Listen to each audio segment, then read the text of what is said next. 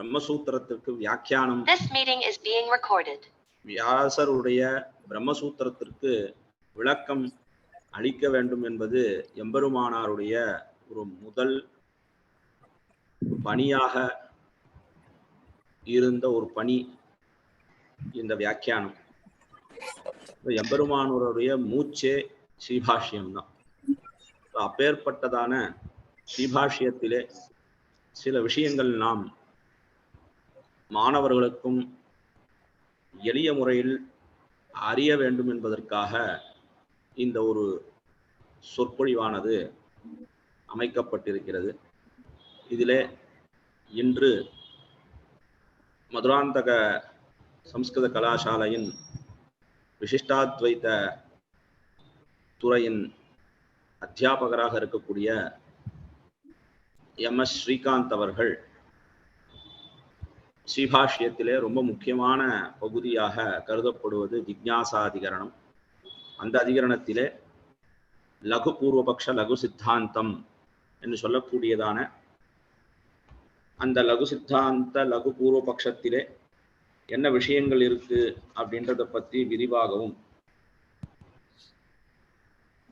லகு பூர்வபக்ஷத்துல சொல்லும் பொழுது கர்மாபேக்ஷா அனிராசகா சாதன சதுஷ்டயம் என்ன அப்படின்னு பூர்வபக்ஷம், சித்தாந்தத்திலே அந்த உபாய தியான ரூபம் என்ன, தர்ஷன ரூபம் என்ன, வாக்கிய கிரந்தங்களுடைய இது என்ன, பக்தி என்ன, அப்புறம் கர்மத்துக்கு அங்கத்துவ பறக்கம் என்ன, சாதன சதுஷ்டயத்தினுடைய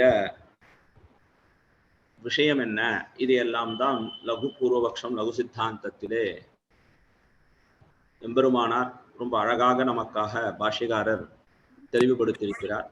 என்று அந்த விஷயத்திலே லகு பூர்வபக்ஷ லகு சித்தாந்தத்திலே பேசுவதற்காக நம்மிடையே வந்திருக்கிறார் திரு MS ஸ்ரீகாந்த் அவர்கள்.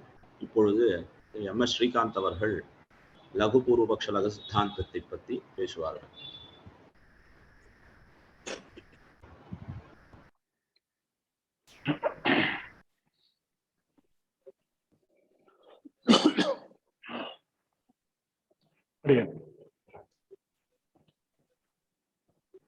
श्रीरंगवीर रघुपुंगव वेदमौली गुरुवीटतीन्द्र करुणा परिणाम बोधम शेषाचले सुचिरबोलित छात्र बृंदम शेषाद्रिनाथ गुरुवर्यमहं प्रपद्ये। यस्य वाग्वृद्धि पर्यन्ता यतिराज सरस्वती तस्मै वेदांत गुरवे भूयो भूयो नमो नमः। विशुद्ध विज्ञान घनस्वरूपं विज्ञान विश्रारण बद्ध दीक्षं दयानिधिं देहभृतां शरण्यं देवं हयग्रीवमहं प्रपद्ये।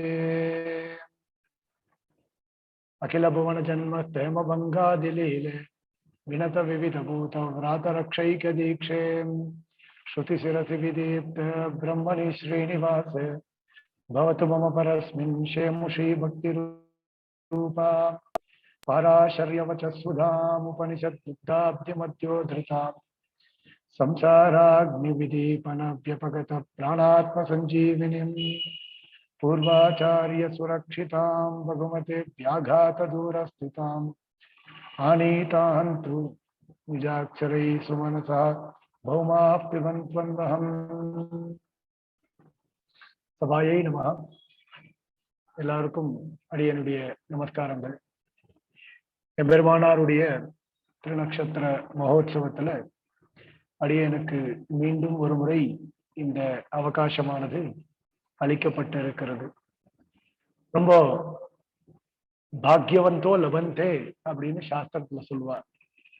எம்பெருமானாருடைய திருநக்ஷத்திர வைபவத்துல எம்பெருமானாருடைய ஸ்ரீசூக்திகள்ல மிக முக்கியமான ஸ்ரீசூக்தியாக இருக்கக்கூடிய இந்த ஸ்ரீபாஷ்யத்தை பற்றி ஒரு உபன்யசிக்கக்கூடிய ஒரு அவகாசம் எனக்கு கிடைச்சிருக்கு.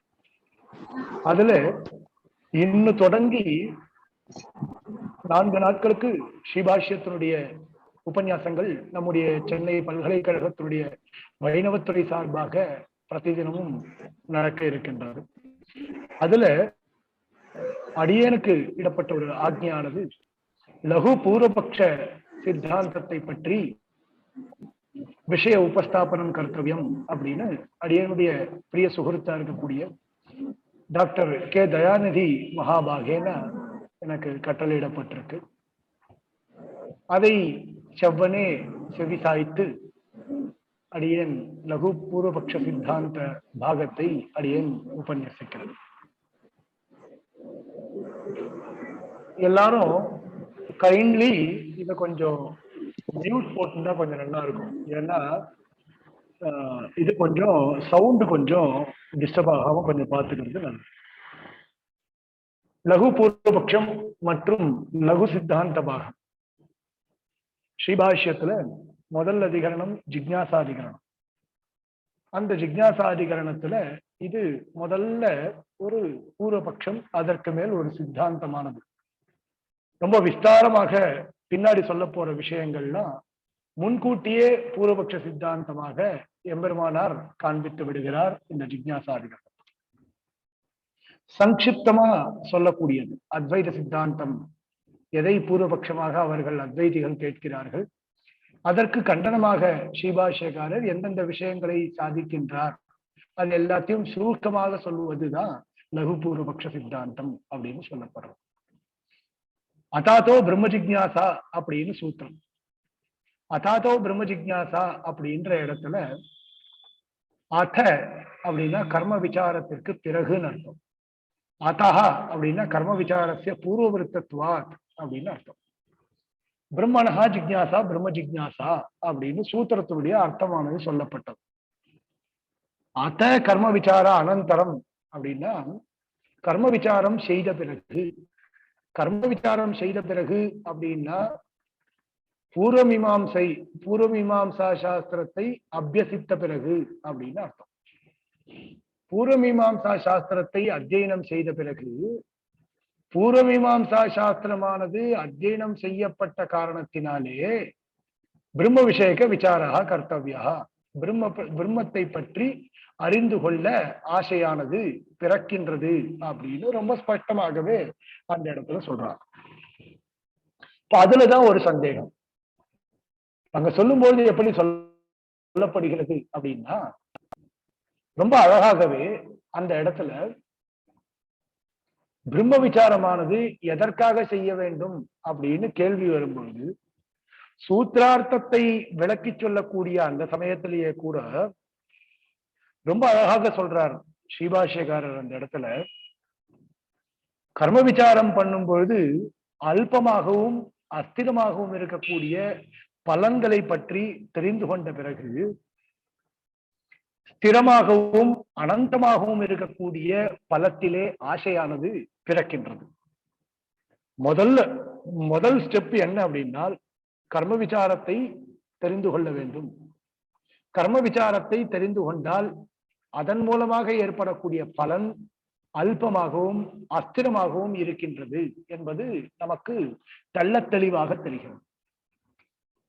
அதற்கு பிறகு நமக்கு ஸ்திரமான அனந்தமாகவும் ஸ்திரமாகவும் இருக்கக்கூடிய பலத்துல நமக்கு இச்சையானது பிறக்கின்றது.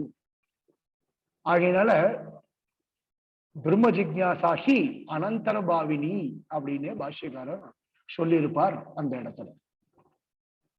அப்ப பிற்பாடு செய்ய வேண்டிய பிரம்ம விஷயக்க விசாரத்தில் நமக்கு எண்ணமானது பிறக்கின்றது அப்படின்னு சொல்லப்பட்டது. அதுக்கு மேல அத்வைதிகள் சும்மா இருப்பாங்க. அத்வைதிகள் பூர்வவர்த்தமாக லகு பூர்வபக்ஷத்தினுடைய ஆரம்பமே இதுதான். கர்ம விசாரத்திய பூர்வவர்த்தத்வாத் அப்படின்னு சொன்னீங்களே அது பொருந்தாது. ஏன்னா ஆரம்பமே சொல்றாரு பாருங்க, பிரம்ம ஜிக்ஞாசா எதேவ நியமேன அபேட்சத்தை ததேவ பூர்வவர்த்தம் வக்தவியம். பிரம்ம ஜிக்ஞாசைக்கு எது நியமமாக அபேட்சிக்கின்றதோ அதைத்தான் நீங்கள் பூர்வபட்சமாக சொல்ல வேண்டுமே, பூர்வவிருத்தமாக சொல்ல வேண்டுமே தவிர கர்ம விசாரத்தை பூர்வவிருத்தமாக சொல்ல வேண்டிய அவசியமானது கிடையாது அப்படின்றது அத்வைதிகளுடைய வாதம். இந்த ஜிக்ஞாசாதிகரணத்தை கட்டம் கட்டமாக பிரித்து ஸ்ரீபாஷ்யத்திலே அருளி செய்கிறார் சுவாமி எம்பெருமானார். அதனாலதான் சொல்லும்போது தமிழ்ல எம்பெருமானார் சித்தாந்தம் என்றே இதற்கு நம்பெருமான் பெயரிட்டு நாட்டி வைத்தான் அப்படின்னு சொல்றார். பிரம்மத்திற்கு இருக்கக்கூடிய கல்யாண குணங்களை நிலைநாட்டக்கூடிய சமயத்திலே எம்பெருமானார் பிற மதங்களையும் கண்டிக்க நேரிடும் பொழுது முக்கியமாக அத்வைத மதத்தை ஸ்ரீபாஷ்யத்திலே ஆங்காங்கே கண்டிக்கின்றார். அவர்களுடைய கருத்துக்களை கண்டித்து காட்டுகின்றார். அதுல முதல்ல இந்த ஜிக்ஞாசாதிகரணத்துல கூட ஆரம்பத்திலேயே சாஸ்திராரம்பண சமர்த்தனம் பண்ணக்கூடிய இந்த வேளையில, அதாவது ஸ்ரீபாஷ்யத்துல ஜிக்ஞாசாதிகரணத்தை ஒரு விதமா கொண்டு போகிறார், வேதாந்த சாரத்துல ஒரு விதமா கொண்டு போறார், வேதாந்த தீபத்துல ஒரு விதமா கொண்டு போகிறார். வேதாந்த தீபத்துல பார்த்தீங்கன்னா சாஸ்திராரம்ப சமர்த்தனமானது செய்யப்படுகின்றது இந்த ஜிக்ஞாசாதிகரண விஷயத்துல. இந்த சாஸ்திரம் ஆரம்பிக்கப்படலாமா ஆரம்பிக்க வேண்டாமா அப்படின்ற விசாரத்தின் அடிப்படையில அங்க சொல்லப்படுறது. ஸ்ரீபாஷ்யத்தை பொறுத்த மட்டில் பார்த்தால் இந்த சாஸ்திராரம்ப சமர்த்தனமானது இந்த இடத்துல சொல்லப்படல. அதற்கு பதிலாக அத்வைத்திகளை கண்டித்து ஆத சப்தத்திற்கு வரும்பொழுது ஆத கர்ம விசாரானந்தரம் அத்தஹ கர்ம விசாரஸ்ய பூர்வவிருத்தத்வாத் பிரம்ம விஷயக்க விசாரா கர்த்தவ்யா அப்படின்னு சொல்லப்படுறது இந்த இடத்துல. அதனால சொல்லும் பொழுது கர்ம விசாரஸ்ய பூர்வவிருத்தத்வாத் எது நியமேன அபேட்சத்தை அப்படின்னு சொல்லும் பொழுது பிரம்ம ஜிக்ஞாசிக்கு நியமமா அபேட்சிக்க கூடியது எது அப்படின்னா கர்ம விசாரம் கிடையாது. நியமமாக அபேட்சிக்க கூடியது அத்வைதிகளால் சொல்லப்படக்கூடிய சாதன சதுஷ்டயம் மட்டும்தான் நியமமாக அபேட்சிக்கின்றதாக தெரிவிக்கின்றார்கள். அதுல பாருங்க, முதல்ல நாம டெக்ஸ்ட் எப்படி இருக்கோ அதன்படியே பார்த்துட்டு போயிடலாம். ஒரு சொற்பொழிவு அப்படின்ற மாதிரி இருந்தாலும் கூட நாம பிரதிபதார்த்தங்கள் பார்க்கணும்ன்றது இல்லை. ஸ்ரீபாஷ்யத்துல எந்தெந்த பங்கிகள் எல்லாம் சொல்லப்பட்டிருக்கிறதோ அந்தந்த பங்கிகள் எல்லாவற்றையும் பார்க்க வேண்டும் என்பதாக இல்லை. அத ஓரளவுக்கு நாம பிரதி பங்கி எப்படி பார்த்து கொண்டு செல்ல முடியுமோ அப்படி செல்லலாம். அதுல பாருங்க, ஆரம்பத்திலேயே ந தர்ம விசாராபேட்சா பிரம்ம ஜிக்ஞாசாயாக. தர்ம விசாரம் அப்படின்னால் கர்ம விசாரம், பூர்வ மீமாம்சா விசாரம். பூர்வ மீமாம்சா விசாரத்தை அபேட்சித்து பிரம்ம விசாரமானது ஆரம்பிக்கப்படுவது என்பது இல்லை. ஏன் அப்படின்னா அதீத வேதாந்தஸ்ய அனதிகத கர்மனோபி வேதாந்த வாக்கியார்த்த விசார உபபத்தே. அத்வைத்திகளுடைய ஸ்ட்ராங்கான வாதம் அப்படின்னு பார்த்தால் இதான். அதீத வேதாந்தஸ்ய வேதாந்தத்தை நன்றாக தெரிந்து கொண்டவனாக இருந்தாலும் அனதிகத கர்மனோபி கர்மாக்களை பற்றிய ஞானமானது இல்லாமல் இருந்தாலும் கூட வேதாந்த வாக்கியார்த்த விசார உபபத்தே வேதாந்தங்களுடைய வேதாந்த உபனிஷத் வாக்கியங்கள்ல சொல்லப்பட்டிருக்கக்கூடிய வாக்கியார்த்த ஞானமானது கர்ம ஞானம் கர்ம விசாரம் இல்லாமல் இருந்தாலும் கூட சித்தித்துவிடும் அப்படின்ற காரணத்தினால நமக்கு கர்ம விசாரத்தினுடைய அபேட்சையானது தேவைப்படாது. வேதாந்தத்தை படிக்கும்போது எவனொருவன் வேதாந்தத்தை தெரிந்து கொள்ள ஆசைப்படுகின்றானோ அவனுக்கு கண்டிப்பாக கர்ம விசாரத்தை தெரிந்து கொண்ட பிறகுதான் வேதாந்தத்தை தெரிந்து கொள்ள வேண்டும் அப்படின்ற நியமம் இல்லை. கர்ம விசாரத்தை பற்றி தெரிந்து கொள்ளாமல் இருந்தாலும் கூட நாம சுலபமாக வேதாந்தத்தை அறிந்து கொள்ள முடியும் என்பது அத்வைதிகளுடைய வாதம். இந்த அதற்கு மேல சித்தாந்த பட்சமாக ஒருத்தர் கேள்வி கேட்கிறார், இல்ல சுவாமி, உத்கீதம் அப்படின்னு ஒரு உபாசனம் இருக்கு, அந்த உபாசனங்கள்லாம் பார்த்தீங்கன்னா இந்த இடத்துல விசாரிக்கப்பட்டிருக்கு. கர்ம விசாரத்துல உத்கீதாதி உபாசனானி கர்ம விசார சமய சிந்தியந்தே, கர்ம விசாரத்துல சிந்திக்கப்பட்டு கொண்டிருக்கிறது அதெல்லாம் கர்மாக்களினுடைய அங்கங்களாக சொல்லப்பட்டு இருக்கின்றன. உத்கீத உபாசனங்களை பற்றி திருத்தீயாத்தியாயத்துல ஸ்ரீபாஷ்யத்துல நன்றாக விசாரம் செய்கிறார்கள்.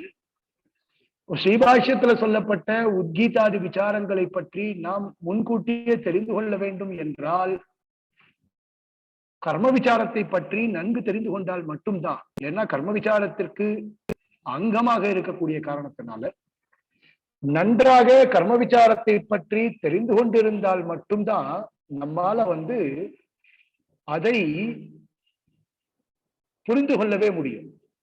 இல்லைன்னா ஸ்ரீபாஷ்யத்துல நாம உட்கார்ந்து இருந்தோம் அப்படின்னா கர்ம விசாரத்தை பற்றி அறிந்து கொள்ளாமல் நாம் நேரடியாக திருத்தீயாத்தியாயத்துல இருக்கக்கூடிய அதிகரணங்களுடைய அர்த்தங்களை முழுமையாக நம்மால் தெரிந்து கொள்ள இயலாது.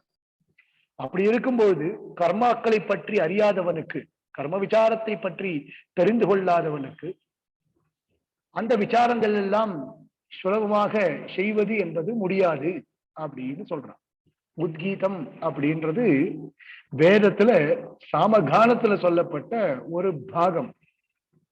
அது யாகத்துக்கு அங்கமாக சொல்லப்பட்டு இருக்கிறது. யாகத்துல அந்த உத்கீத உபாசனம் பண்றதுன்றது நல்ல பலனை பெறுவதற்காக யாகத்துல அந்த உத்கீத உபாசனமானது பண்ணப்படுகிறது. இது எங்க சொல்லப்படுறது? உபனிஷத் வாக்கியத்துல சொல்லப்படக்கூடிய ஒரு விஷயம்.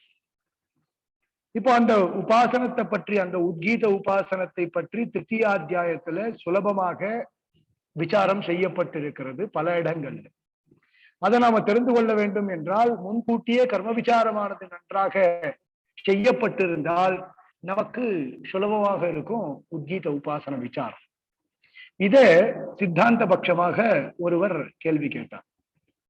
அதை கேட்ட உடனே அவர் அத்வைதி பதில் சொல்றார், கிடையவே கிடையாது. வேதாந்த சாஸ்திரத்தை பற்றி நன்றாக அறிந்து கொள்ளாதவன் தான் இப்படிப்பட்ட ஒரு கேள்வியை கேட்பான். ரொம்ப அழகா கேட்கிறார் அத்வைதி அந்த இடத்துல, இல்லையா? அஸ்மின் ஏன்னா அனபிக்ஞோ பவான் சாரீரக சாஸ்திர விஜயானசிய அப்படின்னு சொல்றான். சாரீரக சாஸ்திரமா இருக்கக்கூடிய வேதாந்த ஞானத்தை பற்றி நன்கு அறியாதவன் அப்படின்னு நினைக்கிறேன் நானு உன்னை. அதனாலதான் இப்படிப்பட்ட கேள்வியெல்லாம் நீ கேட்கிற.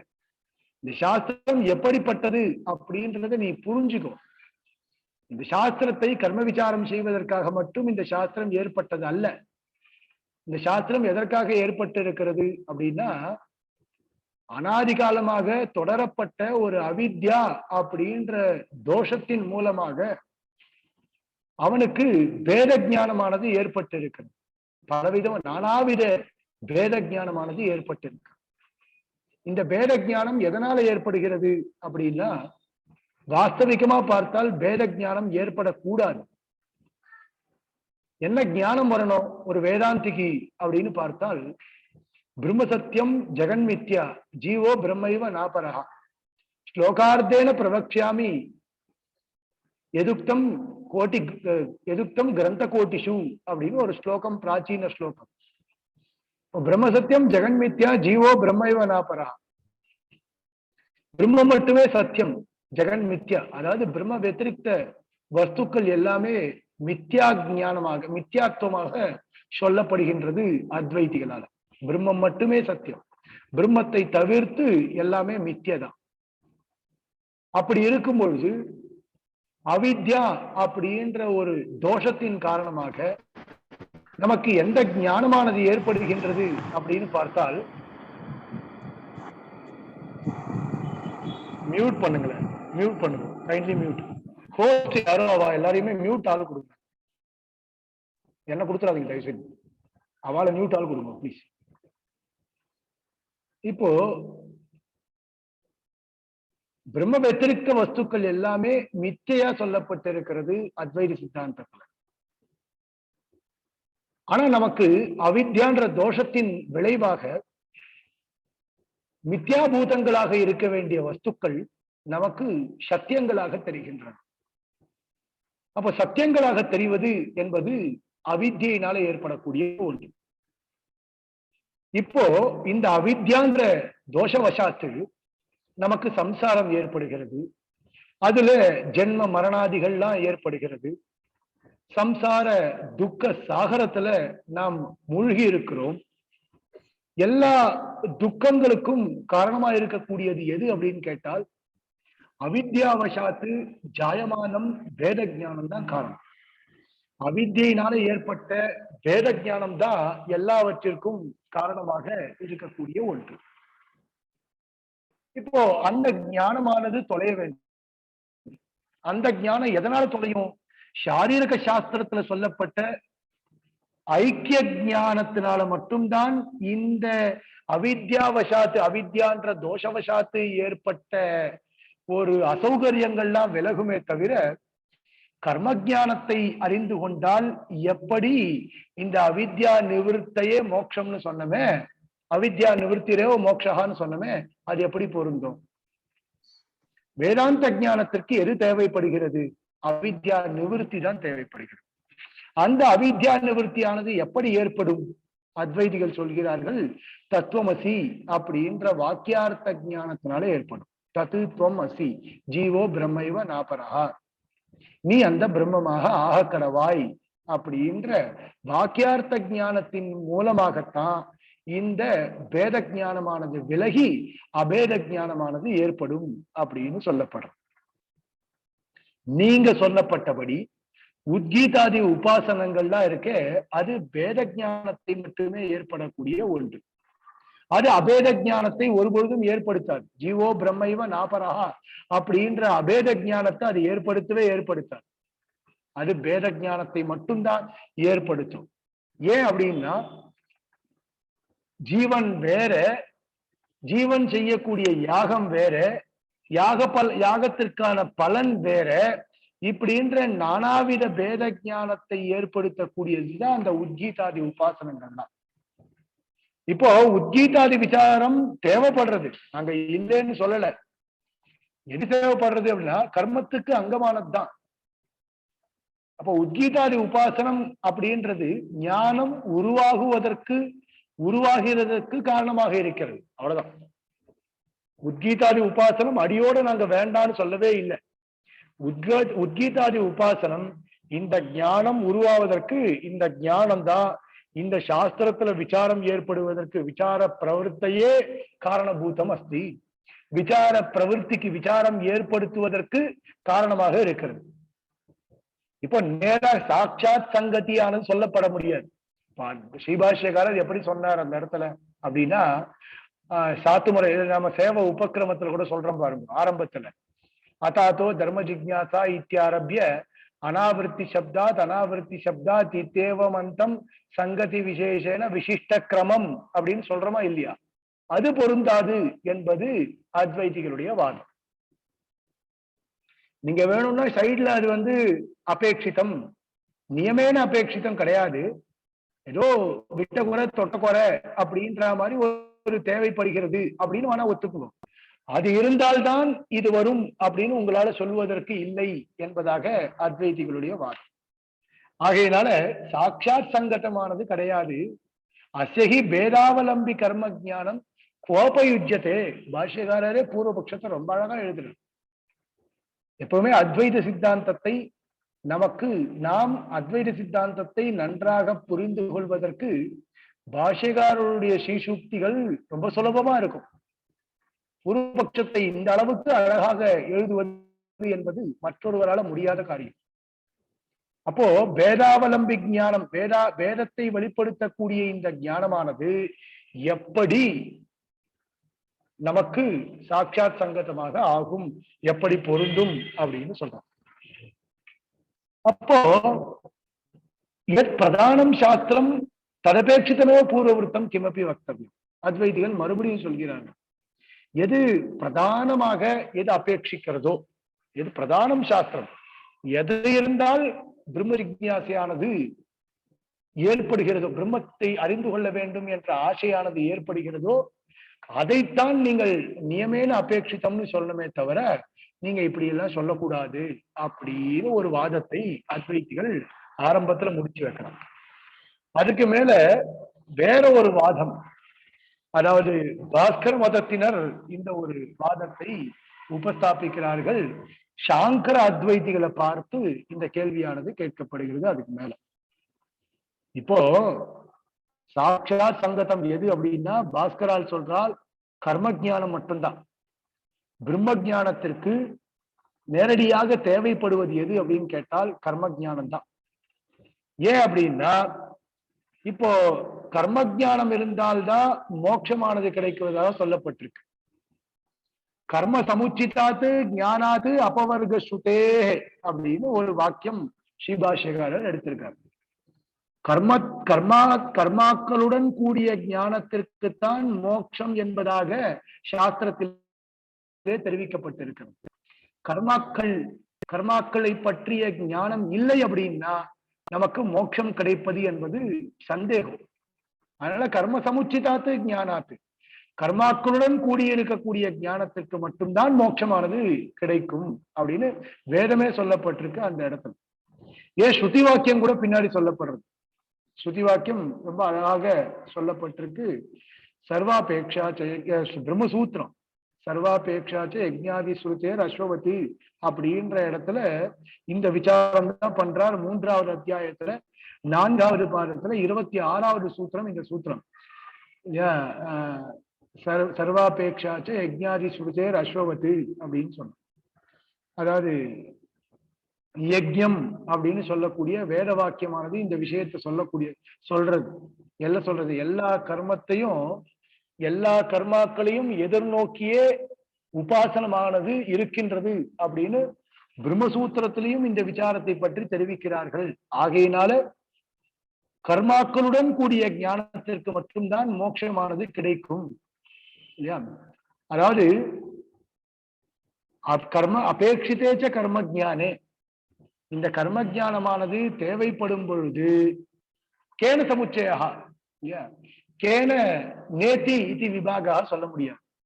அதாவது கர்மாக்களுடன் சேர்ந்தால்தான், கர்மாக்களுடன் கூடிய ஞானத்திற்கு மட்டும்தான் மோட்சம் ஏற்பட்டு இருக்கிறது, மோட்சம் ஏற்படும் அப்படின்னு சொல்லும் பொழுது கர்மாக்களுடன் கூடியிருக்கக்கூடிய ஞானத்திற்கா இல்லையா, கர்மாக்கள் அல்லாத வேறு விஷயங்களுடன் கூடியிருக்கக்கூடிய ஞானத்திற்கா எதற்கு மோட்சம் கிட்டும் அப்படின்னு சொல்லவே முடியாது. ஆகையினால கர்ம விசாரம்தான் பிரம்ம விசாரத்திற்கு நியமேன பூர்வவருத்தமாக இருக்க முடியும் அப்படின்னு ஒரு வாதமானது இந்த இடத்துல முன்வைக்கப்படுகிறது.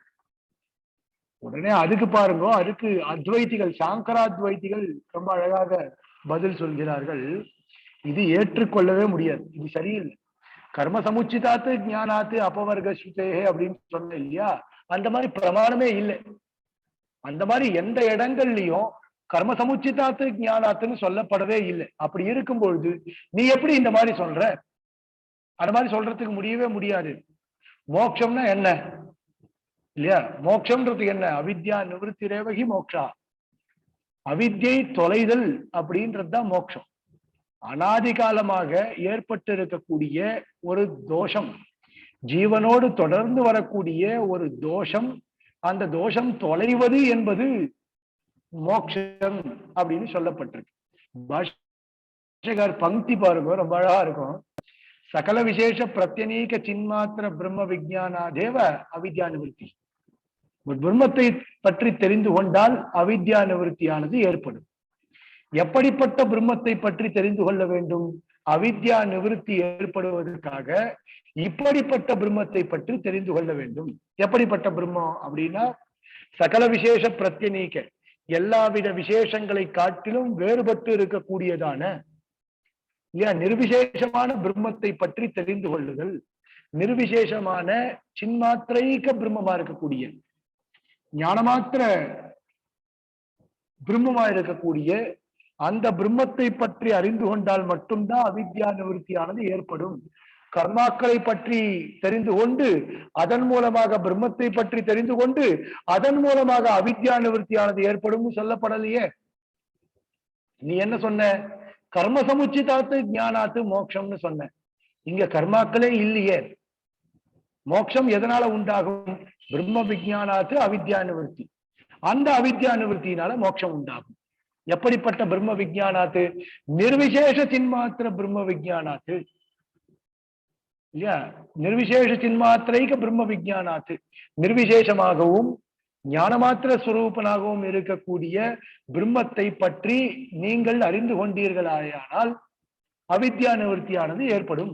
அப்படி அவித்யா நிவர்த்தியானது ஏற்பட்டால் உங்களுக்கு மோட்சமானது சுலபமாக சித்திக்கும். இதான வேதாந்தத்துல சொல்லப்பட்டிருக்கு. வேதாந்தத்துல எங்க கர்ம சமுச்சிதாத்து ஞானாத்து அப்பவர்க்க சுத்தேன்னு சொல்லப்பட்டிருக்கு. நீ ஏதோ ஒண்ணு புதுசா சொல்றிய அப்படின்னு சாங்கரர் பாஸ்கரனை பார்த்து கேட்டார். ஆகையினால் நம்ம என்ன பண்ணணும்? சாங்கரர் சொல்றார் என்ன பண்ணணும் அப்படின்றதுக்கு, வர்ணாசிரம விசேஷ சாத்திய சாதன இத்தி கர்த்தவியதாதி அனந்த விகல்பாஸ்பதம் கர்ம சகல பேத நிவர்த்தி தரிசன சகல பேத தரிசன நிவர்த்தி ரூப அஜ்ஞான நிவர்த்தே கதமிவ சாதனம் பவேத். எனக்கு ஞானத்தை கொடுக்காது கர்ம ஜானம், பிரம்ம ஜானம் மட்டும்தான் எனக்கு அவித்யா நிவர்த்தி ரூபமான ஞானத்தை கொடுக்கும். நான் வேதாந்தத்தை வாசித்தால் மட்டும்தான் தத்துவமசி அப்படின்ற ஞானத்தை அறிந்து கொண்டு வாக்கியத்தினுடைய அர்த்தத்தை தெரிந்து கொண்டு அதன் மூலமாக தச்சப்தத்தினால பிரம்மமானது சொல்லப்படுகிறது, துவம் சப்தத்தினால ஜீவனானவன் சொல்லப்படுகின்றான், சாமானாதிகரண்யத்தினால இரண்டும் ஒன்று அப்படின்ற ஐக்கியோபதேசமானது ஏற்பட்டு நான் அந்த பிரம்மமாகவே ஆகக்கடவேன் அப்படின்ற, நீ அந்த பிரம்மமாக ஆகக்கடவாயின்ற ஆச்சாரியனுடைய உபதேசத்தை கேட்ட பிறகு நான் அந்த பிரம்மமாகவே ஆகக்கடவேன் அப்படின்னு எனக்கு ஒரு ஞானமானது பிறக்கிறது. இந்த ஞானம் தான் ஆக்சுவலி எனக்கு தேவை இல்லையா? இந்த ஞானம் தான் எனக்கு தேவை. ஆனால் இந்த ஞானத்தை கர்ம ஞானம் கொடுக்கவே கொடுக்காது.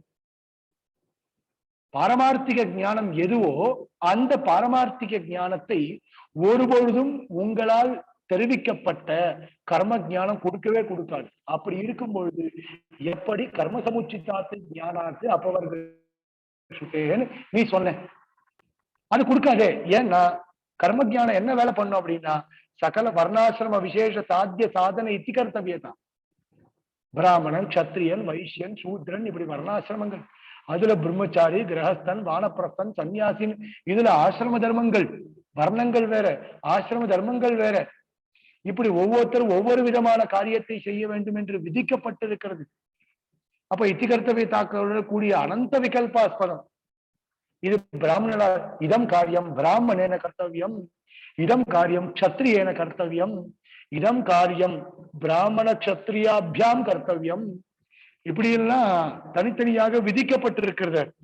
அப்போ ஏகப்பட்ட விகல்பங்கள் இருக்க. அப்படி ஏகப்பட்ட விகல்பங்களுடன் கூடியிருக்கக்கூடிய சகல பேத தரிசன நிமித்தமா இருக்கக்கூடிய எல்லா விதமான பேதத்தையும் வெளிப்படுத்தக்கூடியதா இருக்கக்கூடிய அஜ்ஞானத்தையே போதிக்கக்கூடியதான ஞானம் எது? ஜீவோ பிரம்மைவ நாபரஹா, பிரம்ம சத்தியம் ஜெகன்மித்யா, ஜீவோ பிரம்மைவ நாபரஹா. இது அவித்யா நிவர்த்தினால ஏற்படுறது. ஆனால் கர்மாவை தெரிந்து கொண்டால் எந்த ஞானம் ஏற்படும்? இந்த ஜீவோ பிரம்மைவ நாபரஹா இல்லையா, பிரம்ம வத்திரிக்தஸ்ய வஸ்துனா மித்யாத்துவம்லாம் ஏற்படாது. அப்ப கர்மாவை பற்றி தெரிந்து கொண்டால் சத்தியத்துவம் தான் ஏற்படும். அதே மாதிரி ஜீவன் வேற பிரம்மம் வேற அப்படின்ற பேத ஞானம் மட்டும்தான் ஏற்படும்.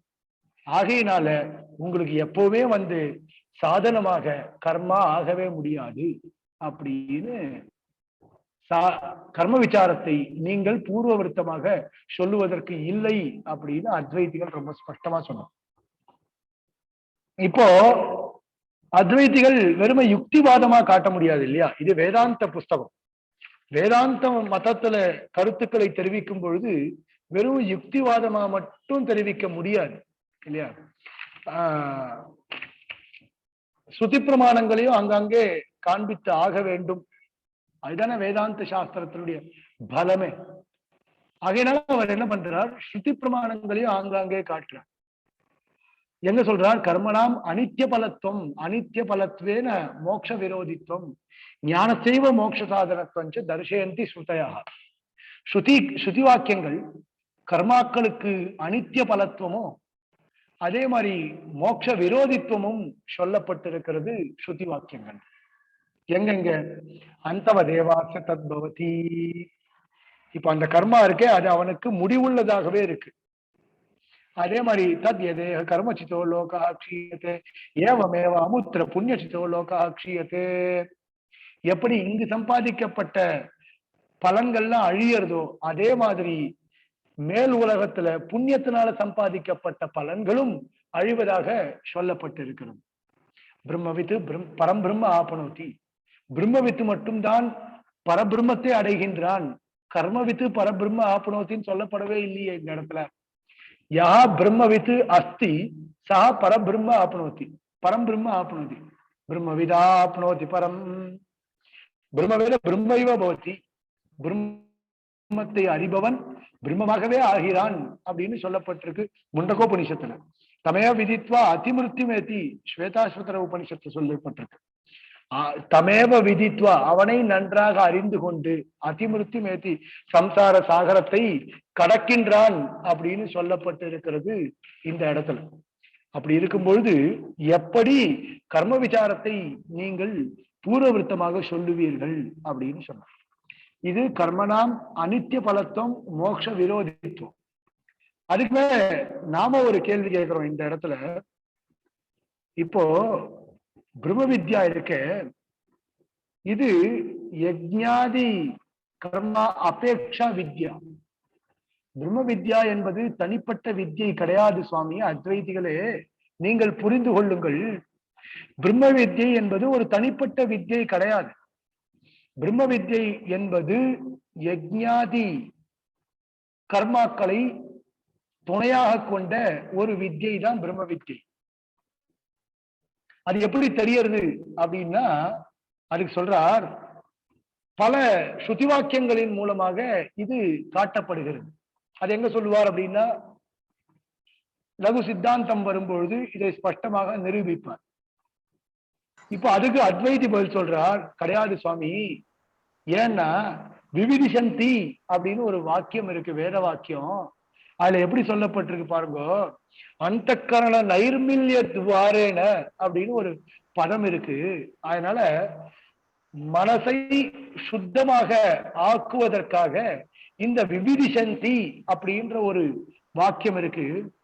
விவிதிஷாயாம் ஜாத்தாயாம் ஞானோத்பத்தௌ சமதமாதீனாமேவ அந்தரங்க உபாயத்தாம் ஸ்ருதிரேவாக. கர்மாக்களினால மன தூய்மை அப்படின்றது ஏற்படுறது கிடையாது. அப்ப எதனால மன தூய்மை என்பது ஏற்படுகின்றது அப்படின்னா அதுக்கு விவிதிசந்தி அறிய விரும்புகின்றனர். எதை பற்றி அறிய விரும்புகின்றனர் அப்படின்னா சமதமாதி சாதன சம்பத்தை பற்றி அறிய விரும்புகின்றனர். யாரு? பிரம்ம விசாரத்தை அறிந்து கொள்ள விரும்புபவர்கள் கர்மாக்களை பற்றி அறிந்து கொள்ள விரும்புவதில்லை, சமதமாதி சாதன சம்பத்துக்களை பற்றி அறிய விரும்புகிறார்கள். அப்படித்தான் வேத வாக்கியம் சொல்லப்பட்டிருக்கிறது. சாந்தோ தாந்த உபரத ஸ்திதுக்ஷு சமாஹிதோ பூத்வா ஆத்மன்யேவ ஆத்மானம் பஷ்யேத் அப்படின்னு ஒரு பிருகதாரண்யக உபனிஷத்து வாக்கியம். அந்த பிருகதாரண்யக உபனிஷத்து வாக்கியத்துல பார்த்தீங்கன்னா அப்படித்தான் ஸ்பஷ்டமாக சொல்லப்பட்டு இருக்கிறது. எப்படின்னா சமதமா சாந்தோ தாந்த உபரத ஸ்திதுக்ஷு, அதாவது புலனடக்கம் வேண்டும். அதே மாதிரி புலனடக்கம் உடையவனாய் மன தூய்மை உடையவனாக, உபரத ஸ்திதிக்ஷு உடம்புக்கான காரியங்களை உடம்பு தின்னார் படிக்கே அப்படின்னு சுவாமி தேசிகன் சொன்னா போல உடம்பிற்கான காரியங்களை உடம்பை போஷிப்பதற்கான காரியங்களை செய்யாமல் இருக்க வேண்டும். அதே மாதிரி சமாஹிதோ பூத்வா சுக துக்கங்களை பற்றி நன்றாக தெரிந்து கொண்டவனாக, ஆத்மன்யேவ ஆத்மானம் பஷ்யத் ஆத்மன்யேவன் ஒருநிலைப்படுத்தப்பட்ட ஒரு புத்தியை உடையவனாக இருக்கணும். எவனொருவன் ஒருநிலைப்படுத்தப்பட்ட புத்தியை உடையவனாக இருக்கின்றானோ அவன்தான் நன்றாக பிரம்மத்தை பற்றி அறிந்து கொள்ளக்கூடியவனாக இருக்கின்றான். அப்படிப்பட்ட ஆத்மன்யேவ தன்னுடைய ஆத்மாவை கொண்டே எம்பெருமானை, அதாவது பரமா எம்பெருமான் சொல்லக்கூடாது, அத்வைத சித்தாந்தத்தை பற்றி விவரிக்கும் பொழுது எம்பெருமான்னு சொல்லக்கூடாது. ஆத்மன் ஏவ தன்னுடைய ஆத்மாவை கொண்டே பரபிரம்மத்தை தெரிந்து கொண்டவனாக இருக்க வேண்டும். நிர்விசேஷமான பரபிரம்மத்தை தெரிந்து கொண்டவனாக ஆக வேண்டும். எம்பெருமான்னு சொன்னா அது சவிசேஷமா போயிடும். அத்வைத சித்தாந்தத்துல எம்பெருமான் அப்படின்ற வார்த்தைகள்லாம் பரமாத்மா அப்படின்ற வார்த்தைகள் கூட அவர்கள் அதிகமாக உபயோகப்படுத்தி இருக்க மாட்டார்கள். எங்கெல்லாம் சகுண பிரம்ம உபாசனம் ஏற்படுகிறதோ அங்கெல்லாம் பரமாத்மான்னு சொல்லுவார். நிர்குண பிரம்மத்தை பறைசாற்றும் பொழுதெல்லாம் பிரம்மசப்த விசாரம் தான், பிரம்மசப்த விவகாரம் தான் பண்ணப்பட்டிருக்கும்.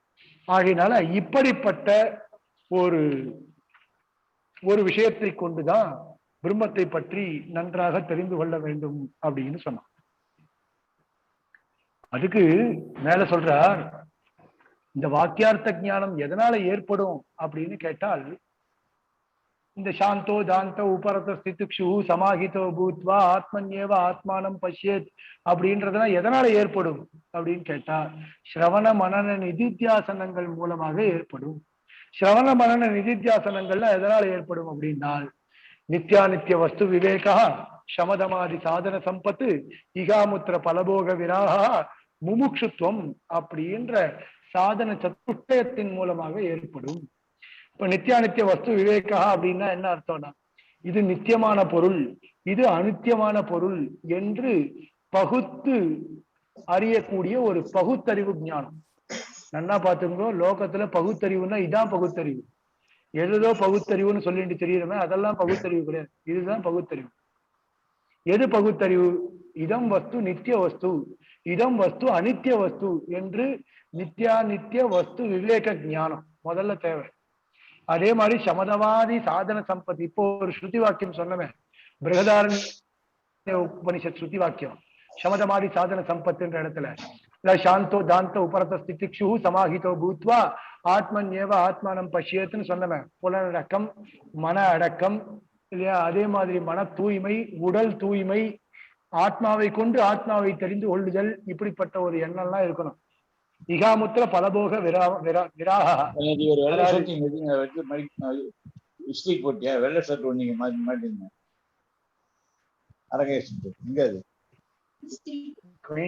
கொஞ்சம் மியூட் பண்ணுங்களேன் ப்ளீஸ்.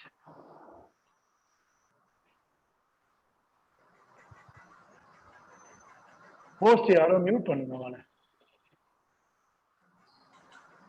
இப்போ இகாமுத்திர பலபோக விராகா, இகலோகத்துல இருக்கக்கூடிய பலன்ல ஆசை இல்லாமல் பரலோகத்துல என்ன என்னமோ அதெல்லாம் ஆசையானது இருக்கக்கூடியது. அது அதாவது இந்த இல்ல இப்படி சொல்லணும், இந்த லோகத்திலையும் இருக்கக்கூடிய வஸ்துக்களை அனுபவிப்பதற்கு ஆசை இல்லாமல் பரலோகத்திலும் இருக்கக்கூடிய வஸ்துக்களை, அதாவது சொர்க்காதி லோகங்கள்ல இருக்கக்கூடிய போகங்களை அனுபவிப்பதற்கு ஆசையானது இல்லாமை, கடைசியில முமுட்சுத்துவம் மோட்சத்திலான விருப்பம். இதுதான் இந்த சாதன சதுஷ்டயம் தான் இந்த இடத்துல ஸ்பஷ்டமாக லகு பூர்வபக்ஷத்துல சொல்லப்படுகிறது.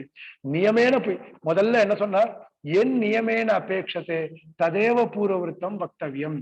அதாவது பிரம்ம விசாரம் பிரதி என் நியமேன அபேட்சத்தை, பிரம்ம விசாரத்திற்கு எது நியமமாக பூர்வவிருத்தமாக தேவைப்படுகிறதோ அதையே நீங்கள் பூர்வவிருத்தமாக சொல்ல வேண்டும் அப்படின்னு சொன்னார். இப்ப எது தேவைப்படுறது?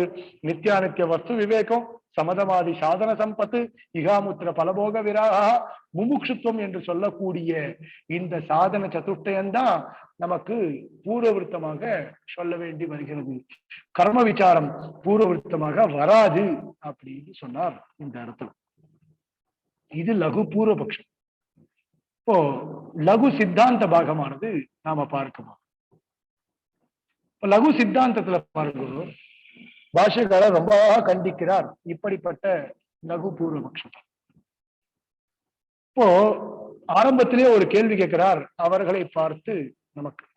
அவ என்ன சொன்னா, சாதன சதுஷ்டயத்தை தான் பூர்வவிருத்தமாக சொல்ல வேண்டும் அப்படின்னா. ஏன் கர்மாக்களை பூர்வவிருத்தமாக சொல்ல முடியாது? ஏன்னா வாக்கியார்த்த ஞானத்தினாலதான் அவித்யா நிவர்த்தியானது ஏற்படும். கர்ம விசாரத்தின் மூலமாக அவித்யா நிவர்த்தியானது ஏற்படாது. பிரம்ம விசாரத்தை பற்றி நன்றாக தெரிந்து கொள்வதன் மூலமாகத்தான் அவித்யா நிவர்த்தியானது ஏற்படும். அவித்யா நிவர்த்தி ஏற்பட்டால் மட்டும்தான் மோட்சமானது ஏற்படும். இந்த அவித்யா நிவர்த்தியானது எதனால் ஏற்படும் அப்படின்னு கேட்டால் வாக்கியார்த்த ஞானத்தினால ஏற்படும். வாக்கியார்த்த ஞானத்தினால ஏற்படுமே தவிர மற்றொரு காரணத்தினால அவித்யா நிவர்த்தியானது ஏற்படாது என்பதாக அத்வைதிகளுடைய வாதம். அதை கண்டிக்கிறார். அவித்யா நிவர்த்தி ரேவகி மோக்ஷா, சரி, ரைட். அதுல எங்களுக்கு எந்த விதமான சந்தேகமும் கிடையாது, நாங்களும் ஒத்துக்கிறோம். இப்போ சாச்ச பிரம்ம விஜயானாதேவ பவதி இது தத்திர அபியுகம்யது, அங்க எங்களுக்கு விசாரமே கிடையாது. அவித்யா நிவர்த்தி, நீ அதை அவித்யான்னு சொல்றேன், நான் அதை கர்மான்னு சொல்றேன். எனக்கு கர்ம நிவர்த்தி தான் மோட்சம். அவித்யா கர்ம சம்யான்யா திருத்தீயா சக்தி ரிஷ்யத்தே அப்படின்ற விஷ்ணு புராணத்தினுடைய வாக்கியத்தை வைத்து பார்க்கும் பொழுது எம்பெருமானுடைய திருத்தீயா சக்தியாக இந்த அவித்யா என்று சொல்லக்கூடிய கர்மாக்கள் சொல்லப்படுகின்றன. அந்த கர்மாக்கள் நிவர்த்தி தான் எங்களுக்கு மோட்சம், நாங்க அதை ஒத்துக்கிறோம். அவித்யா நிவர்த்தி ரேவகி மோக்ஷா சாச்ச பிரம்ம விஜயானாதேவ பவதி இதி தது அபியுபகம்யதே, அதை நாங்கள் ஏற்றுக்கொள்கிறோம்.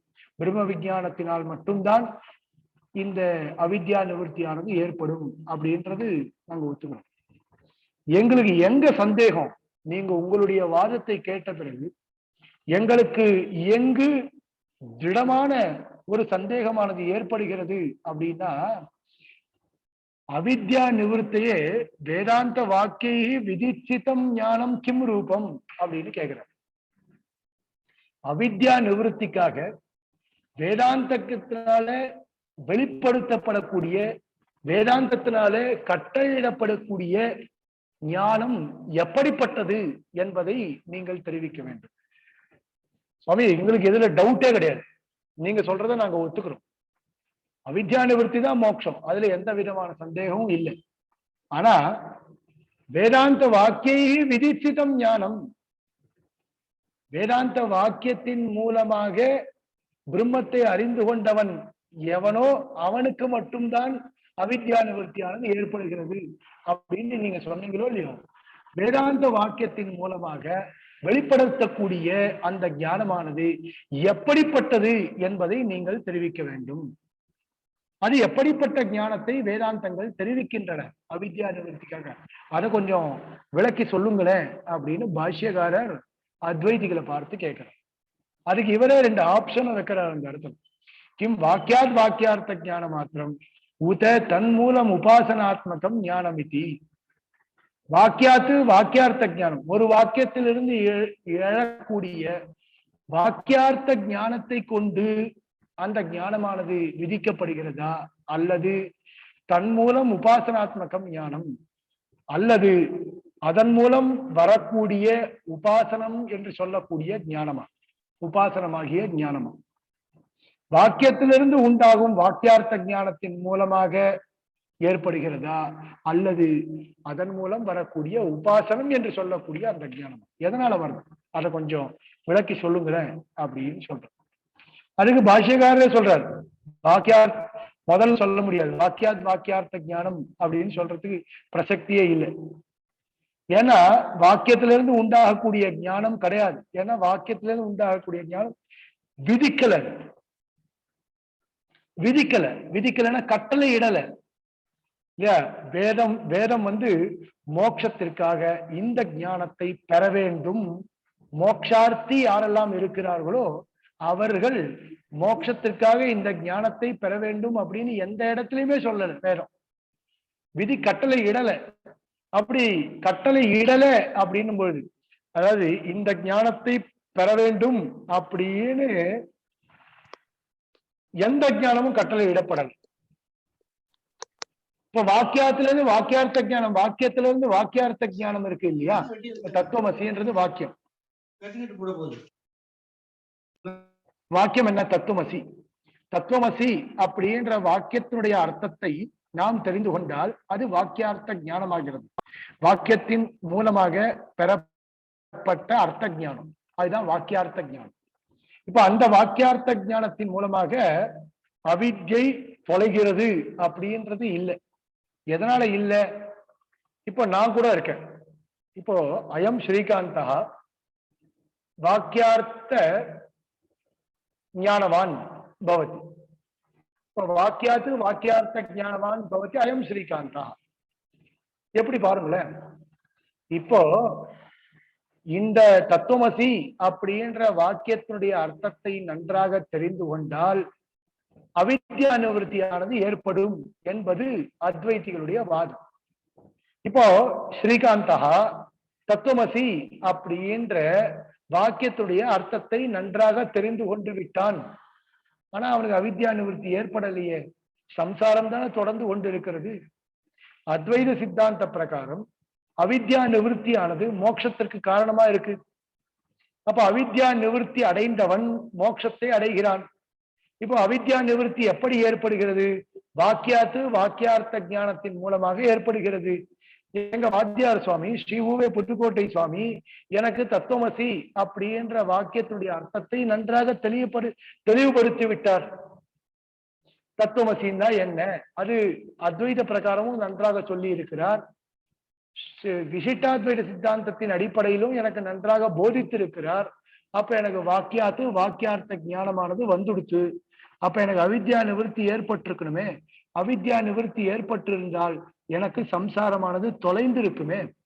ஆனா அப்படி இல்லையே, சம்சாரம் தொடர்வதை நாம் பார்த்து கொண்டிருக்கிறோமே. அப்ப எப்படி பொருந்தும்? அப்போ வாக்கியாத்து வாக்கியார்த்த ஞானம் அப்படின்னு சொல்ல முடியாது அப்படின்னு. அதுக்கு உடனே அத்வைதி சொல்றார், சுவாமி அப்படி இல்லை, கொஞ்சம் சித்தாந்தத்தை புரிஞ்சுட்டு பேசுங்க. உங்க சித்தாந்தப்படி நீங்க சொல்லாதீங்க, நச்ச வாக்கியம் எங்க சித்தாந்தத்தை கொஞ்சம் புரிஞ்சுன்னு சொல்லுங்க. நீங்க பாட்டுக்கு அதாவது மேல மேல வாதத்தை கண்டித்து கொண்டே செல்ல வேண்டாம். இப்போ பேத வாசனைன்னு ஒண்ணு. பேத வாசனைனா என்ன? பேத வாசனையானது ஜீவன் வேற பிரம்மம் வேற அப்படின்னு காட்டி கொடுக்கக்கூடியது பேத வாசனை. இப்போ பேத வாசனையானது ஒழிக்கப்படாத வரை வாக்கியார்த்த ஞானத்தின் மூலமாக அவித்யா நிவர்த்தி ஏற்படுறது கிடையாது. பேத வாசனாய அனிரஸ்தாயாம், பேத வாசனையானது ஒழிக்கப்படாத வரை. இப்ப ஸ்ரீகாந்தா தத்துவமசி இதி வாக்கியஸ்ய அர்த்தம் அவகதவான் அஸ்தி. ஆனா என்னுடைய மனசுலயே கூட பேத வாசனை இன்னும் ஒழியல. ஜீவன் வேற பிரம்மம் வேற என்பதாக நான் நினைத்து கொண்டிருக்கின்றேன். தத்துவமசி அப்படின்ற வாக்கியத்துடைய அர்த்தத்தையும் தெரிந்து கொண்டு விட்டேன். முழுமையாக பேத வாசனையும் என்னை விட்டு நீங்கவில்லை. அப்படி இருக்கும் பொழுது முழுமையாக பேத வாசனை ஒழிக்கப்படாத வரை தத்துவமசி அப்படின்ற வாக்கியாத்து வாக்கியார்த்த ஞானமானது ஸ்ரீகாந்தனை வந்து சேராது என்பதாக அத்வைதிகளுடைய வாதம். வேத வாசனாயாம் அனிரஸ்தாயாம் வாக்கியம் அவித்யா நிவர்த்தகம் ஞானம் ந ஜனயதி. இந்த வாக்கியமானது அவித்யா நிவர்த்திக்கான ஞானத்தை உண்டாக்காது அப்படின்னு ரொம்ப அழகாகவே அத்வைதி தன்னுடைய வாதத்தை தெரிவித்தார். இப்போ அப்படின்னு என்ன சொல்லணும்? வாக்கியார்த்த ஞானம் ஏற்பட்டாலும் கூட எல்லாருக்கும் உடனே பேத ஞானமானது ஒழியாது. இப்போ ஒரு துச்சந்திர ஞானம் அப்படின்னு சாஸ்திரத்துல சொல்றாரு. பாஷ்யக்காரர் இதையும் காட்டுறார். இதுக்கு திருஷ்டாந்தம் எங்க தெரியுமா? துச்சந்திர ஞானம். இப்போ கண்ணுல இப்படி அங்குள்ளி அவஷ்டம்பகம் அப்படின்னு சொல்லுவான். கண்ணுல இப்படி கையை வச்சுட்டு பார்த்தால் 2 சந்திரனா தெரியும். இப்போ 2 சந்திரன் அப்படின்றது தவறான ஒரு எண்ணம். இப்போ தவறான எண்ணமாக இருக்கிறது. கண்ணுல ஒரு விதமான தோஷம். கண்ணுல இருக்கக்கூடிய திமிர தோஷத்தின் காரணமாக 2 சந்திரன் என்பது நாம் தெரிந்து கொண்டிருக்கிறோம், நாம் உணர்ந்து கொண்டிருக்கிறோம். இப்போ நாம சந்திரன் 1 அப்படின்னு பக்கத்துல இருக்கவர் என்கிட்ட சொல்றார். என் பக்கத்துல இருக்கக்கூடிய மகான் தயானந்த சுவாமி திஜேந்திர ஞானம் இல்லப்பா, சந்திரைகத்துவ ஞானம் அப்படின்னு சொல்றேன். இப்ப இது கூட பாருங்க, ரஜ்ஜு சர்ப்பம். நான் அயம் சர்ப்பா அப்படின்னு ஒரு மூலையில உட்கார்ந்து ஏதோ பார்க்கக்கூடிய அளவுல பாஸ்வர சுக்லத்துவ ரூபம் இருக்கு. அதே மாதிரி ஜிக்ஜாக் ஒரு தன்மை இருக்கு. இதெல்லாம் பார்த்துட்டு நான் என்ன பண்றேன், இது பாம்புதான் அப்படின்னு நினைச்சு கொண்டு ஒரு ஓரமா உட்கார்ந்து இருக்கேன். இப்ப பாம்புன்ற ஒரு ஞானம், தவறான எண்ணம் என் மனசுக்குள்ள இருக்கு. ஒரு ஆச்சாரியன் என்னிடத்துல சொல்றார், இது நாயம் சர்ப்பா இயம் ரஜுரேவ அப்படின்னு சொல்றார்.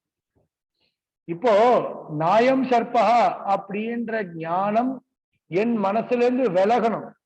இப்ப தயானந்த சுவாமி என் இடத்துல வந்து நாயம் சர்பகா இயம் ரஜுரேவ அப்படின்னு சொன்னார்னா அதை கேட்ட உடனே சுவாமி அவர் மேல அவர் வாக்கியத்துல விசுவாசம் இருந்து எனக்கு அவருடைய வார்த்தையை கேட்ட பிறகு நாயம் சர்பகா இது பாம்பு அல்ல இது கயிறுதான் அப்படின்ற விசுவாசம் ஏற்பட்டால் மட்டும்தான் இது பாம்பு அல்ல என்கிற ஞானமானது என்னை விட்டு விலகும். அவர் ஒருவேளை பொய் சொல்லியிருந்தால், என்னை தேற்றுவதற்காக ஏதோ ஒரு காரணத்திற்காக அவர் அதை சொல்லியிருந்தால், ஒருவேளை இது பாம்பாகவே இருந்தால் அப்படின்லாம் இருந்து வச்சுக்கோங்களேன், வேதவாசனாயாம் அனிரஸ்தாயாம் வாக்கியார்த்த ஞானம் அவித்யா நிவர்த்தகம் ஞானம் ந ஜனயதி, ஒரு பொழுதும் வரவே வராதே. இப்போ அத்வைத ஞானம் வந்தாலும் வேத ஞானம் ஒழியாட்டாலும் அது சம்சார பந்தத்தை உண்டாக்குகிறது அப்படின்னு சொல்ல முடியாது. நீ என்ன சொன்ன? சம்சார பந்தகா அனுவர்த்தத்தைன்னு சொன்னீங்க. அத்வைதி சொல்றாரு அப்படி பண்ண முடியாது. ஏன்னா அதனுடைய வேர் அறுக்கப்பட்டு விட்டது. எப்ப அதனுடைய வேர் அறுக்கப்பட்டு விட்டது அப்படின்னா, அவித்யா நிவர்த்தி எதா ஜாயத்தே ததானியமேவ அதனுடைய வேர் அறுக்கப்பட்டது அப்படின்னு சொல்லப்படும். ஆகையினால சத்தியாமப்பி வாக்கியார்த்த ஞானம் அந்த மாதிரிலாம் சொல்ல முடியாது. எப்படி? வேத ஞானம் இருந்தாலும் வேத ஞானம் ஒழியாத காரணத்தினால அவித்யா நிவர்த்தி ஏற்பட்டாலும் வாக்கியார்த்த ஞானம் நமக்கு ஏற்பட்டிருந்தாலும் அவித்யா நிவர்த்தியானது ஏற்படுவதற்கு இல்லை. எப்படி த்விஜந்திர ஞானமோ எப்படி ரஜுசர்ப்ப ஞானமோ அது போல இதையும் ஏற்றுக்கொள்ள வேண்டும் அப்படின்னு அத்வைதிகள் சொன்னதுக்கு கண்டனம் இப்போ தெரிவிக்கப்படுறது கிடையவே கிடையாது. சத்யபி வாக்கியார்த்த ஞானே அநாதி வாசனையா மாத்திரையா வேத ஞானம் அனுவர்த்தத்தை பவதா நசக்கியத்தை வக்தும். சுவாமி ஒருபொழுதும் முடியாது, நீங்க இந்த மாதிரி சொல்லவே முடியாது. முழுமையான ஞானத்துக்கு ஞானம் உண்டாவதற்கு முழுமையான காரணம் இருக்கும் பொழுது ஞானம் உண்டாகவில்லை அப்படின்னு எங்கேயாவது வருமா லோகத்துல? என் கண் முன்னாடி இட்லி வச்சுட்டா, இயம் இட்லி அப்படின்னு எனக்கு தெரிஞ்சுடுச்சு, எனக்கு ஞானமும் வந்துருச்சு இயம் இட்லி அப்படின்னு. இட்லியை நான் பார்த்துட்டே இருக்கேன், அதனால இயம் இட்லி அப்படின்னு ஞானம் வந்துடுச்சு. அப்படி இயம் இட்லி அப்படின்ற ஞானம் வந்த பிறகும் எனக்கு ஞானம் வரலன்னு சொன்னா இதெல்லாம் யாரா ஏற்றுக்கொள்வார்களா? ஞானம் உண்டாவதற்கான அனைத்து விதமான காரணங்களும் தயார் நிலையில் இருக்கும் பொழுது எனக்கு ஞானம் உண்டாகவில்லை அப்படின்னு யாராவது சொல்லி பார்த்திருக்கீங்களா? தத்துவமசி என்ற வாக்கியத்தை ஆச்சாரியன் மூலமாக நன்றாக உபதேசம் பெற்றுக்கொண்டோம். உபதேசம் பெற்றுக்கொண்ட பிறகு அவித்யா நிவர்த்தியானது ஏற்பட வேண்டும். ஏன்னா ஞானம் என்பதாக வந்துவிட்டது. ஞானம் வந்த பிறகு இன்னொரு ஞானம் தொலையலேனோ, ஞானம் வந்த பிறகு இன்னொரு ஞானம் வரலேனோ எப்படி இருக்குது? இது எங்கேயுமே நடக்காத ஒரு விஷயமாச்சு இல்லையா? இப்போ வேத ஞான சாமக்ரியாபி வாசனாயாக மித்யாரூபத்வேன, உங்க மதம் பிரகாரம் நன்னா புரிஞ்சுங்கன்னு கேட்கிறார் பாஷ்யக்காரர். பிரம்ம வத்திரிக்தஸ்ய சர்வஸ்யாபி மித்யாத்வம் உங்க மதத்துல சொல்லப்படுறது. இப்போ பிரம்மத்தை தவிர்த்து விட்டு அனைத்து பதார்த்தங்களுமே மித்யான்னு சொல்லிட்டு எங்களுக்கு இந்த பொருட்கள்லாம் இருக்கின்றன, இந்த பொருட்கள்லாம் எனக்கு வேத வாசனையை ஏற்படுத்துகின்றது, ஆகையினால வேத வாசனையை ஏற்படுத்தக்கூடிய காரணத்தினால எனக்கு அவித்யா நிவர்த்தியானது வாக்கியார்த்த ஞானம் வந்த பிறகும் அவித்யா நிவர்த்தியானது ஏற்படல அப்படின்னு சொன்னா யாராவது ஒத்துப்பாளா? நல்லா பாருங்க, இப்போ தத்துவமசி அப்படின்ற வாக்கியார்த்த ஞானமானது என்னால் எனக்கு ஏற்பட்டவுடன் அந்த வாக்கியத்தினுடைய அர்த்தத்தை நான் அறிந்து கொண்ட பிறகு எனக்கு வேத வாசனை அப்படின்றதே இருக்காது. ஏன் இருக்காது? பிரம்ம வத்திரிக்தஸ்ய சர்வஸ்ய மித்யாத்வம். பிரம்மத்தை காட்டிலும் அனைத்து பதார்த்தங்களுமே மித்யாக்கள் அப்படின்றது தெரிந்து கொண்ட பிறகு எனக்கு எப்படி மித்யாபூதமான வஸ்துக்கள்ல ஒரு பேத வாசனையானது ஏற்படும்? இது அந்த மாதிரி ஏற்படுறதுக்கு வாய்ப்பே இல்லையே. அனுமானத்துக்கான காரணமும் இங்க சொல்ல முடியாது. நான் பல நேரம் இது பாம்பு இது பாம்பு இது பாம்புன்னு உட்கார்ந்துட்டு இருக்கேன்னு வச்சுக்கணும். ஒரு ஆச்சாரியன் வந்து இது பாம்பு அல்ல, இது வந்து கயிறுதான் அப்படின்னு சொல்லிட்டாருன்னு வச்சுக்கணும். அப்புறம் என்ன இருக்கு?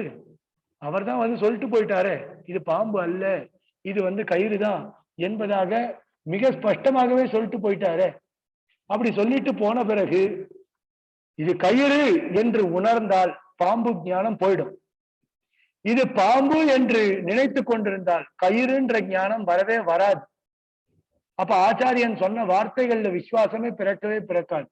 அப்படி இருக்கும் பொழுது எப்படி புதுசாக அந்த கயிறுன்ற ஞானம் வந்தால் பாம்புன்ற ஞானம் தொலையுமோ, அதுபோல வேத ஞானம் தொலையும். அதாவது ஐக்கிய ஞானம் ஏற்பட்டால், பிரம்ம வத்திரிக்தஸ்ய சர்வஸ்யாபி மித்யாத்வம் அப்படின்ற ஞானமானது ஏற்பட்டால் கண்டிப்பாக நமக்கு எப்படி கயிறு அப்படின்னு தெரிந்து கொண்டால் பாம்புன்ற ஞானம் விலகுமோ, அதுபோல அவித்யா நிவர்த்தி ஏற்பட்டு வாக்கியார்த்த ஞானத்தின் மூலமாக அவித்யா நிவர்த்தி ஏற்பட்டால் கண்டிப்பாக நமக்கு வேத ஞானம் தொலைந்து விடும் அப்படின்னு சொன்னார். இதுக்கு மேல அடுத்து ஒண்ணு சொன்னார், த்விசந்திர ஞானம் அப்படின்னு அத்வைதி ஒரு உதாரணம் சொன்னாரு. அதை சொல்றாரு இந்த இடத்துல, கண்டிக்கிறார். இப்போ த்விசந்திர ஞானம் அப்படின்னு சொன்னீங்க, அது எப்படி பொருந்தும்? ரெண்டு சந்திரன் தெரியுறான். அது என்ன ஒரு 10 நிமிஷம் சொல்லலாமா? பவதாம் ஆக்ஞா. அவசியம் அவசியம். இப்போ த்விசந்திர ஞானம் அப்படின்னு சொன்னார். த்விசந்திர ஞானம் அப்படின்னா இப்ப கண்ணுல இருக்கக்கூடிய தோஷத்தின் விளைவாக ஏற்படக்கூடிய ஒன்று. கண்ணுல இருக்கக்கூடிய தோஷம் போயிடுத்து அப்படின்னா கண்டிப்பாக நமக்கு ஒரு சந்திரன் தான் தெரியும். 24x7 நம்ம ஒன்னும் ஒரு 2 சந்திரனை பார்த்துட்டே இல்லையே. நித்தியமா இருக்கக்கூடிய ஒரு விஷயம் கிடையாது அது. எப்பொழுது என் கண் அந்த தவறான எண்ணத்திற்கு காரணம் எது? திமிர தோஷம். கண்ணுல இருக்கக்கூடிய திமிர தோஷம். திமிர தோஷம் சத்தியம், திமிர தோஷம் பாரமார்த்திகம். யாவத் பர்யந்தம் தத் திமிர தோஷா சச்ச திமிர தோஷா நேத்ரே வர்த்ததே தாவத் பர்யந்தம் த்விசந்திர ஞானம் பவத்யேவ. எவ்வளவு நாள் திமிர தோஷமானது இருக்குமோ அவ்வளவு நாள் கண்டிப்பாக நமக்கு இருந்தே தீரும் அந்த எண்ணமானது. இப்ப எவ்வளவு நாள் அந்த திமிர தோஷமானது நம்மை விட்டு எப்பொழுது அந்த திமிர தோஷமானது நம்முடைய கண்களில் இருந்து விலகுகிறதோ எனக்கு சந்திரைக்க ஞானம் வந்துட்டு போயிடுது. அப்ப அதே மாதிரி நீ என்ன சொல்லணும் அத்வைத்தி, எப்ப எனக்கு சர்ப்ப ஞானம் வந்துடுத்தோ அப்ப கயிறு அப்படின்ற பாரமார்த்திக ஞானம், சர்ப்ப ஞானம் எப்பொழுது எனக்கு என்னை விட்டு எவ்வளவு நாட்கள் நீங்கவில்லையோ அவ்வளவு நாட்கள் எனக்கு வந்து கயிறு அப்படின்ற பாரமார்த்திக ஞானம் எனக்குள்ள வரல. எப்ப கயிறுன்ற பாரமார்த்திக ஞானமானது எனக்குள்ள வந்துடுத்தோ, ஆச்சாரியனுடைய விசுவாசத்தின் ஆச்சாரியனுடைய வாக்கியத்தை கேட்டு எனக்கு விசுவாசம் ஏற்பட்டுருத்தோ, அப்போ எனக்கு பாம்புன்ற ஞானம் என்கிட்ட இருக்கவே இருக்காது, எப்போ ஓடி போயிட்டு இருக்கும். ஆகையினால நமக்கு இந்த மாதிரியான ஒரு எண்ணம் வருவதற்கு வாய்ப்பே கிடையவே கிடையாது. இப்போ பேத வாசனையை ஒழிப்பதன் மூலமாக அதாவது ஞானம் உண்டாகிறது அப்படின்னு சொன்னமே. கர்ம ஜானாத்து சமுச்சிதாத்து, கர்ம சமுச்சிதாத்து ஞானாத்து அபவர்க ஸ்ருதேஹே அப்படின்னு சொன்னதற்கு கண்டிக்கும் பொழுது அத்வைதிகள் கர்ம ஜானமானது பேத வாசனையை ஏற்படுத்துகிறது, பேத வாசனையின் மூலமாக நமக்கு அவித்யா நிவர்த்தியானது ஏற்படாது. அவித்யா நிவர்த்தியானது எதன் மூலமாக ஏற்படும் அப்படின்னால் நமக்கு பிரம்ம விஞ்ஞானத்தின் மூலமாக ஏற்படும் அப்படின்னு சொன்னார். இப்ப பேத ஞானத்தை ஒழிப்பதன் மூலமாக ஞானம் உண்டாகிறது அப்படின்னு சொன்னா உன் மதத்துல பேத ஞானம் ஒழியறதுக்கான வாய்ப்பே கிடையாது. ஏன் வாய்ப்பு கிடையாது? நான் தத்துவமசின்ற வாக்கியார்த்த ஞானத்தை தெரிந்து கொண்ட பிறகும் நான் இன்னும் சம்சார சாகரத்திலே இருக்கேன். எனக்கு பேத வாசனைன்றது ஒழியவே ஒழியாது. எப்போ ஒழியும்? யாவத் பரியந்தம் சம்சார பந்தா வர்த்தத்தை தாவத் பரியந்தம் பேத வாசனா அப்படி அனுவர்த்தத்தை. இது நிச்சயமா இல்லையா? எவ்வளவு நாட்கள் சம்சார பந்தமானது இருக்கிறதோ அவ்வளவு நாட்கள் பேத வாசனையும் தொடர்ந்தே வரும். அப்ப பேத வாசனை தொடர்ந்தே வரும்பொழுது எனக்கு எப்பதான் தத்துவமசின்ற வாக்கியார்த்த ஞானத்தை நான் தெரிந்து கொள்ள முடியும்? அப்போ ஞானம் உண்டாகிறதுன்றது அத்வைத மதத்துல நடக்கவே நடக்காது. ஏன்னா பேத வாசனைன்றது அனாதிகாலமா தொடர்ந்து வந்துட்டே இருக்கு. அதனால அதற்கு விரோதியாக நாம் எதை ஏற்றுக்கொள்ள வேண்டும் அப்படின்னா தியானம் தான். தைலதாராவது அவிச்சின்ன ஸ்மிருதி சந்ததி ரூபமான தியானத்தை கொண்டு மட்டும்தான் நம்மால தெரிந்து கொள்ள முடியும். வாக்கியார்த்த விஜயானாத்து அந்நியதேவ தியான உபாசனாதி சப்த வாக்கியம் ஞானம் வேதாந்த வாக்கியை விதிச்சிதம். ரொம்ப அழகா சொன்னார். வேதாந்த வாக்கியை விதிச்சிதம் ஞானம் கிம் ரூபம்னு கேட்டார் இல்லையா லகு சித்தாந்தத்துடைய ஆரம்பத்துல. அது இங்க சொல்றார், வேதாந்த வாக்கியை விதிச்சிதம் ஞானம் தியான ரூபம் ஞானம் தியான உபாசனாதி சப்த வாக்கியம் ஞானம். தியானம்னா என்ன? தைலதாராவது அவிச்சின்ன ஸ்மிருதி சந்ததி ரூபமான தியானம். உபாசனம் தியான சப்தம் உபாசனத்தினால இந்த தியானம் தான் உபாசன சப்தத்தினால சொல்லப்படுகிறது. எங்க சொல்றாருன்னா பாஷ்யக்காரர் எடுத்திருப்பாரு இந்த இடத்துல. ஆவருத்திகி அசகிருத்து உபதேசாத் 4வது அத்தியாயத்துல முதல் சூத்திரத்துல முதல் பாதம் முதல் சூத்திரத்துல இந்த விசாரம் தான்.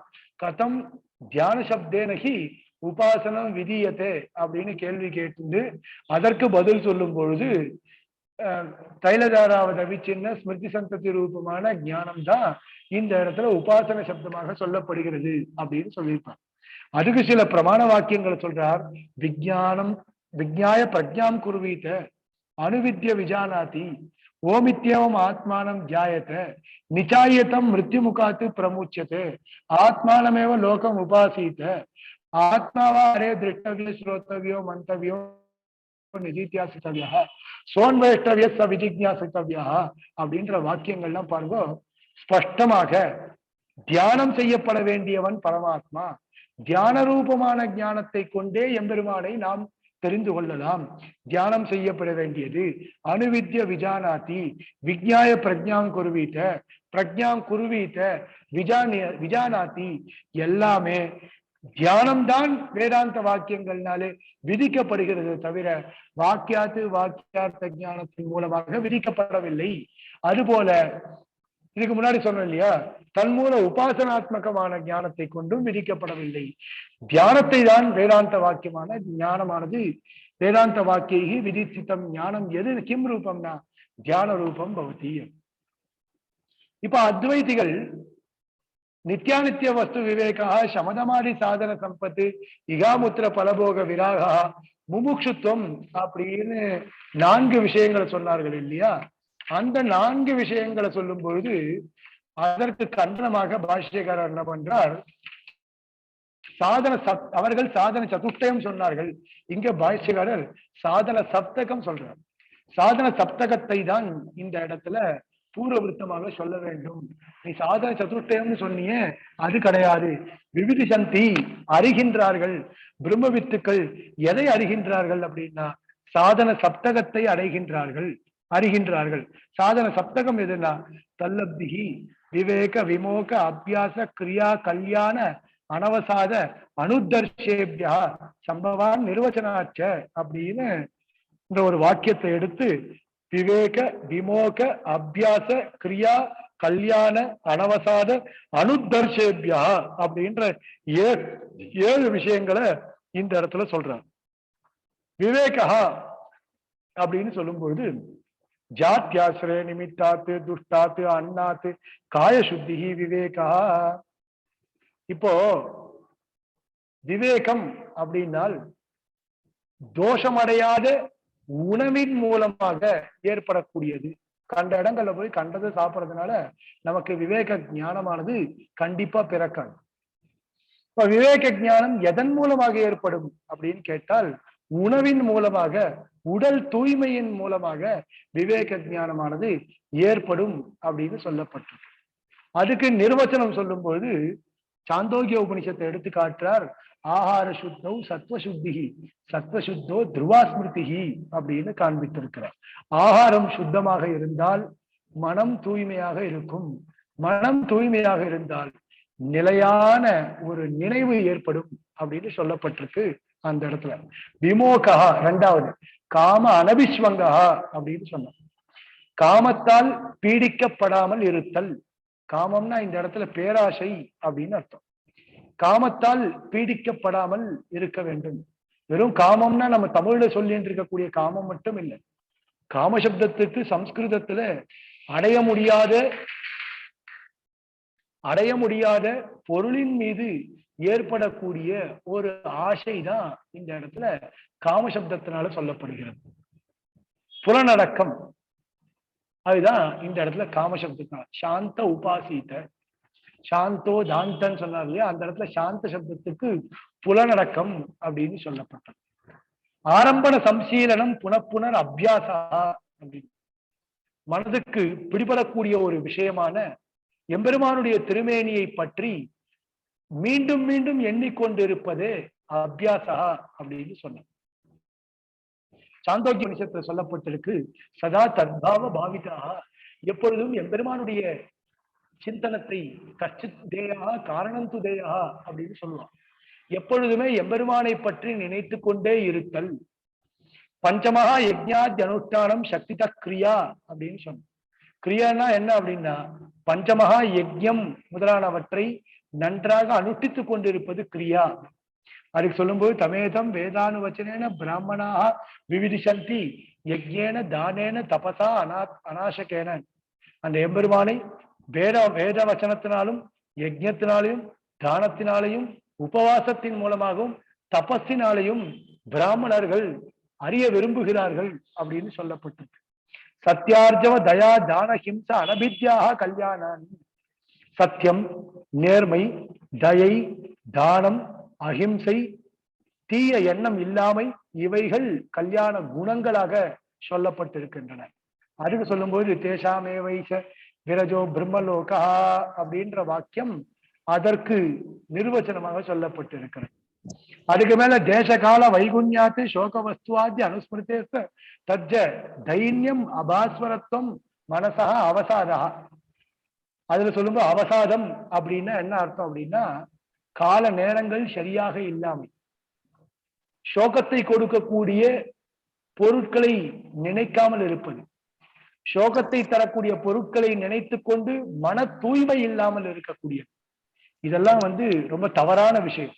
நாயமாத்மா பலகீனேன லப்யா அப்படின்னு சொல்லி, நாயமாத்மா பலகீனேன லப்யா, எப்பொழுதுமே இந்த மனோபலம் இல்லாதவனாக, மன தூய்மை இல்லாதவனாக, மனசு வலிமை இல்லாதவனால இந்த ஆத்மாவானது, ஆத்மாவை பற்றி அவன் தெரிந்து கொள்ளவே முடியாது அப்படின்னு சொல்லியிருக்கான்.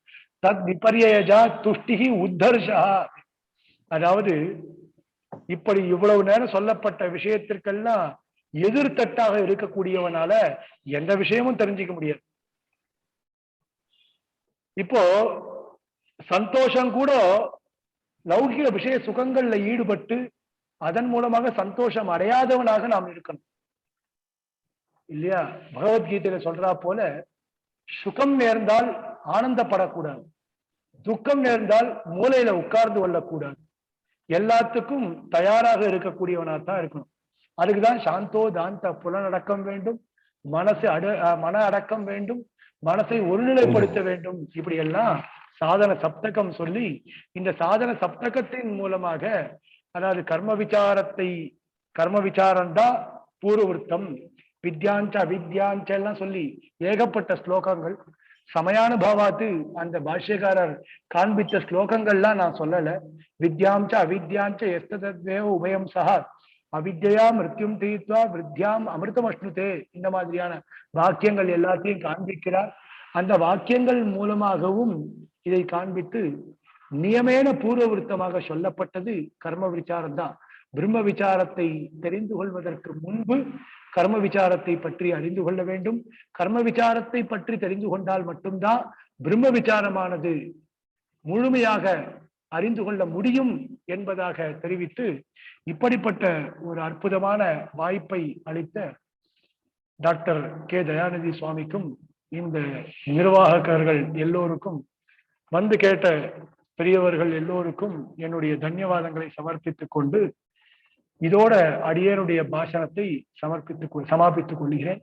கவிதார்க்கிக சின்மாய கல்யாண குணசாலினே ஸ்ரீமதே வெங்கடேஷாய வேதாந்த குரவே நமஹ. ரொம்ப அற்புதமாக லகு பூர்வபக்ஷ லகு சித்தாந்த விஷயத்தை ரொம்ப கஷ்டமான விஷயம். இந்த ஒரு மணி சாவாசத்துக்குள்ள இந்த ஒரு விஷயத்தை சொல்ல வேண்டும் என்றால் இதுவே காலக்ஷேபத்துக்கு கிட்டத்தட்ட ஒரு மாசம் மேல ஆகும்.